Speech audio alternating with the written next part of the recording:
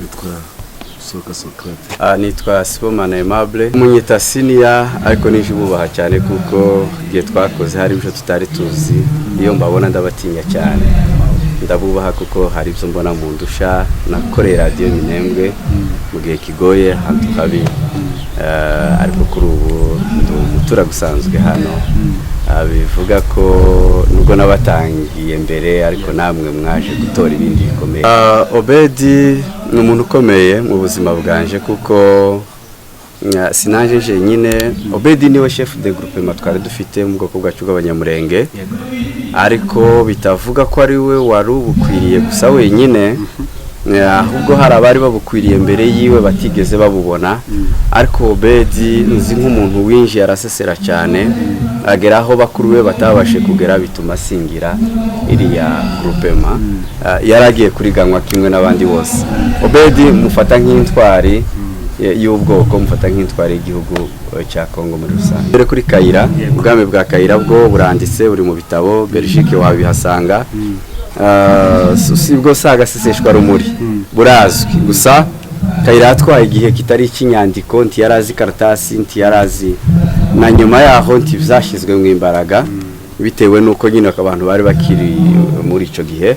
Ariko Kabarore amashuri yiwe n'ubwami bwiwe byatumye afonse arevandika droit yiwe, bituma habwa icyo yakagombye guhabwa, nubwo atagezaho yakagombye kugera kuri none, ariko aho yahageze hose turahamushimira. Kuba umwene gihugu muri jewe sinzambiburana, koza numva ari udukino tw'abana, abazabivuga bahe bashaka kushimisha abavyeyi babo, ariko Obedi ni evidence kuko nta munyamahanga wari waba chef de groupement ku butaka bw'abandi. Icyo ni ikintu kitaraba ku isi hose. Rero nimba leta ya Kongo yaricaye ikamuha groupement ya longtemps, ni muri 60 na ntibari basaze kugeza n'ubu ntibagisaze. Rero ababivuga mbifata ko ari ugushimisha iminwa, ni nk'abana. Abana banje baza bantuka, bamwe bakampamagara mu izina, ni batoya ngaseka, ntacyo biza bimbwira, abandi bakankubita, ni bisanzwe, ariko bakuze ntibo bikora. Niyo mpamvu leta ya Kongo irabizi, habe n'abatoya, iriya ni evidence. Ku bavuga batwita abashitsi, avuze ko arabavuga bishimisha, habe natwe ubwacu turacyabifitemo ikibazo. Iyo tuvuga mu buzima bwa Obedi, Kabarore ni ishuri rya buri wese mu banyamurenge, kubera ko yatanze umwanya we, ubuzima bwe, igihe cye, kubwo kugira ngo ubwoko bw'abanyamurenge bubeho kandi abuheshe agaciro. Hanyuma rero kutwita abo bashaka, nabivuzeho kare, ndavuga ngo uyu munsi wa none bwari ubuzima bw'abanyamurenge, kugira ngo tuzi uyu munsi wa none mu buryo bwa politike, kubwo guha umwami wacu agaciro, ndetse bikaba byanagiye no mu zindi mvugo kugira ngo tubashe kumenyekanisha iki kintu, kuko uyu munsi dufite igifatika cyane nk'ingi y'abanyamurenge n'urumuri ruhinyuza amagambo y'abariya bishimisha mugani wa umunyamakuru Sibomana. Kubera ko n'ubundi basa n'abaturenganya muri byinshi, kuba bagiye kurenganya umubiri cyangwa se umugogo w'umwami Obedi nibisanzwe bitewe na situation turimo n'abari abantu duturanye. Ariko rero nimba banze kumuhamba ibuvira bakamujana ibukavu n'ubundi ni wacu, niho hakuru, niho kuri province, ahubwo bamukurije cyane. Nje numva nta kibazo bitwara. Nababajwe no kumva amateka yamuvuzweho uyu munsi, tutari tuzi mu myaka yacu, kuko dufite ikibazo cyo kutandika ngo tugire amateka azwi. Kuri uyu munsi wa none mu izina ry'umunyamurenge afitemo umukingi munini, kubwoko buhari, umukingi munini niwo wayoboye abanyamurenge bose mu gihe cye, bose icyarimwe. Wa mbere, cya kabiri, umunyamurenge wize aba mbere, wigishije, umunyamurenge wazanye warwaniye izina ry'umunyamurenge, umunyamurenge wagize wayoboye groupe imwe twabonye y'ikinege isa n'iyacitse ku icumu mu zindi groupe nyinshi zagwanyijwe birakunda, ariko yes na chefera. Ariko hanyuma uyu munsi wa none nababajwe n'uburyo yatanzwe nk'ubuhamya ibi bintu zakagombye kuba twarazibyize ubuzima bwa Kabarure ni igitabo gikomeye kuko babivuze kare ni uyu munsi waronde kubivuga niko kuvuga page ya nyuma y'igitabo irangiza utavuze ubuzima bwose bw'igitabo. Gisaro yarayoboye, Gisaro yari mukuru yari commissaire du peuple, Gisaro yarayoboye, urumva Gisaro niwe initiateur wa kiriya kintu. Ikindi kintu pasteur yaravuzeho cy'umubiri wa nyakwigendera nyine umwami Kabarure, yego birababaje ariko nje sinabyita kubabaza, ndamukumbuye njewe ndamukumbuye kubera ko dutandukanye, ariko hari andi magambo abiri navuga kuko umuntu abintwari akiriho ariko ntiyitwa intwari akiriho, yitwa intwari yatabarutse kuko hari igihe wakora iby'ubutwari ukaja kurangiza nabi. Ndashima ko Kabarure yiswe intwari kuko yakoze iby'ubutwari mu gihe cye hanyuma arangije akiri intwari. Kigira kabiri ndashima ko mwitanga ryiwe havuyemwo amasomo bituma nabenshi bashobora kwityaza ni ishuri kuko hari amagambo atabashe kutubwira ariko uyu munsi yatubwiye. Njewe nabyumvise cyangwa se nabyumvise ariko nzi ko hari abandi babyumvise bashobora guharanira kuba nkawe cyangwa se bakamuruta navyo byiza kuko uyu munsi byanshimisha kuko ntiyari igiti kuko atanze ari intwari mu ruhande rw'ubwami. Icya kabiri nashimishijwe nuko ari umukristo kuko ni bakeya baje mu byo kuyobora abantu mu buzima busanzwe bw'isi ubutegetsi bw'isi ngo hanyuma basubire bakorere mu bwami bw'Imana. Rero Kabarure yabikoze neza uyu munsi nta napfuye kuko babivuga, arasinzire kandi karumva azabyuka ariko ntazabyukira kuja kuyobora groupement, azabyukira kuja kuba mu bwami bwa Kristo. Nyuma yo gushimira ibyo bakoze ni byinshi, ijambo rya mbere no guha agaciro umwami. Kindi cyongeyeho mvuga Kabarure ntabwo yapfuye ahubwo yishwe.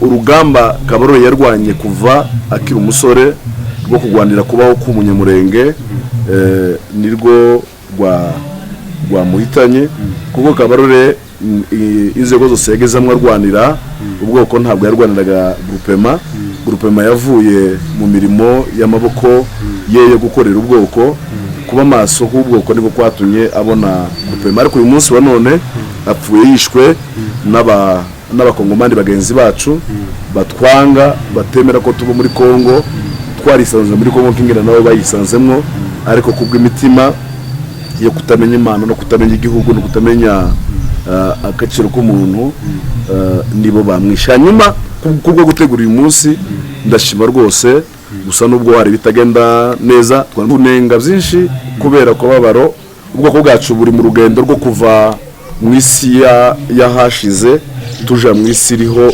igenwe. Turacari mu ntambara ya Kongo ituma tutagera ku majambere, ariko kandi natwe ubwacu turacafite intambara yo kwikura mu migenzo y'imiryango kugira ngo tuje mu bwoko.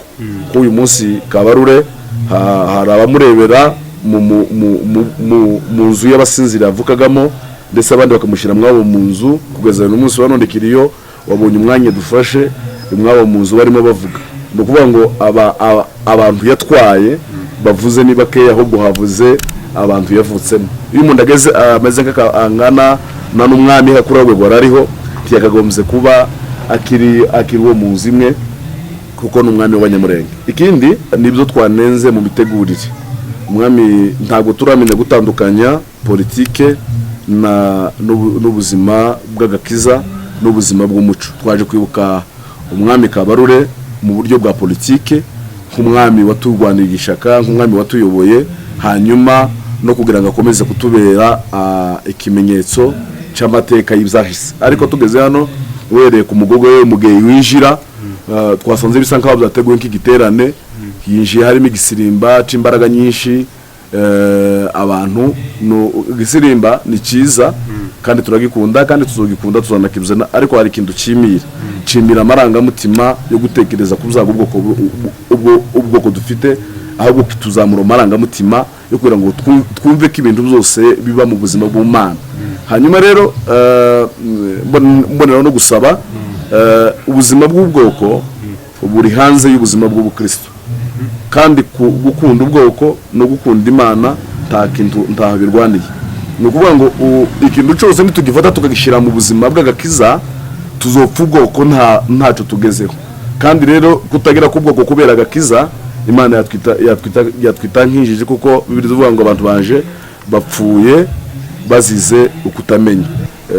Icyongereza niyo mvuga iyoboye isi none, kuvuga ngo amateka y'umwami Kabarore na kuriya mbese n'amateka ya groupement, kuvuga ngo uyu munsi wa none ngo twiriwe tuvuga Giswahili tubwira abari ku iduka begereye kanisa n'ikinyamurenge ngo bishirira aho ngaho turasa n'abapfobeje aya mateka. Ubundi ibintu nka bitatu iyo uhaye kuvuga umuntu ibintu azi ariko adashoboye kubivuga, kibingibi bizo kwibuka, kibingibi bizo kuvuga amateka, ubupfobeje aya mateka. Cya kabiri, iyo wanze kuyavuga ukayagumana ukavuga mu rurimi rumwe kuri ubusa ngaho uyibitsemwo, ibingibi bizakomeza kuba byageze mu isi. Hanyuma icya gatatu, kandi yari nka dokima y'amateka ye yabumbiwe kuri uyu munsi we wanyuma kumusezera bikazasigara mu bantu. Hanyuma ikindi cya nyuma ni imyirondoro. Numvisha so imyirondoro ibiri ariko umwe numva nti wari ukwiriye, kuko wasa naho hano wavuzwe n'abantu babanye mu buzima busanzwe, wayumvishije bavuga ngo ukuntu yagiraga isuku, yateraga ipasi n'ibindi ngibyo. Umuntu wakoze imirimo ingana nk'iriya kuja kuvuga imyirondoro ngo yagatera isiraje, biriya bintu n'ibintu bitagomba kubaho. Afite amateka ahagije, biriya ni ibintu byo kuvuga ku muntu utaragize icyo akora. Ariko amateka ya Kabarure ni ibitabo bigomba kwandikwa, bikandikwa ndetse nasabaga ikintu kimwe, umuntu nk'uyu ntagomba kuzazaba uw'ubwoko uw'Yesu, agomba kuba uw'ubwoko bw'abanyamurenge, bikaza bitegurwa na komisiyo irimwo ab'umuryango, ariko kandi irimwo n'abantu bafite imitwe mu nshingano, hakavuga abantu baza amateka, kuko nicyo cyari gikenewe. None umuryango urababaye yego, ariko tubabaye kuturusha, kandi nariko ntabwo tubabaye kurusha umuryango. Kabarore yari yararenze inzu, sinzi uyu wacu ni numwe muri famiye wabo, sinzi ko hari aho nkoze utuma ahinyuza n'uvuze, hari aho nkoze ahita nunganiriza mwene data yavuze ibintu bine. Icyo nanje numva muri bibiri wenda mpita shiraho aksa, kuko Kabarure nti yari umusinzira, yari umukongomani, chef de groupement, yari yoboye abafurero n'abanyintu n'ababembe n'abanyamurenge. Uyu munsi bakagombye no gushirikisha ndetse n'abafurero bari muri iki gihugu bari muri groupement yiwe. Rero kubera ko umugogo wiwe ukiri aho ngaho, aho navuga ati ugomba gukorerwa ibyo abakristo nubwo yabarirwaga mu muryango kandi ukomeye cyane, utoroshe. Ngicyo rero nje numvamo muri ubwo buryo nshobora kumva ko ibyakozwe bijanye na Kristo, kuko umugogo wari ukiri aho kandi n'umukristo nawe aratashe, bagomba kubikora. Kugira ngo hari ikindi yavuze yakijanye n'ari amateka yandi yakozwe, nabyo koko amateka yarakenewe. Abantu bari baje kumva, kuko ntibaje nk'abasinzira, abantu baje nk'abanyamurenge cyangwa se abakongomani muri rusange, baje kumva Kabarure ninde niki cyatumye agera hari. Ariko hagati aho hari n'abandi binjira muri detaye kugira ngo bamuvuge we ko mu muryango, kubera ko umwanya w'umuryango wavuze kandi umuryango utari ufite umwanya. Ko natekereje wenda ko biriya bintu babikoze kuko kitari igihe cyo kwibuka umugogo ukiri aho ngaho, bagomba kumuvuga muhereye hasi mu muryango bakamugeza ku bwami, kuko yarari mu bice bibiri, hakaba icya gatatu gikomeje n'ubaha cy'ubukristo. Ijambo rimwe gusa mvuga riri mu rupfu rwa Kabarure, kuko Kabarure yakomejwe n'ibihe bikomeye. Natwe twihangane, ibi bihe turimo bikomeye bizadukomeza. Kuri iryo jambo ntacyo, kuko gutanga ihumure tukigenda muri uno muhana, ubwoko buri muri buriya buzima, numva mfite limite yo kuvuga, kuko gusa twihangane kandi dukomere ku muheto, tuzatsinda. Yego.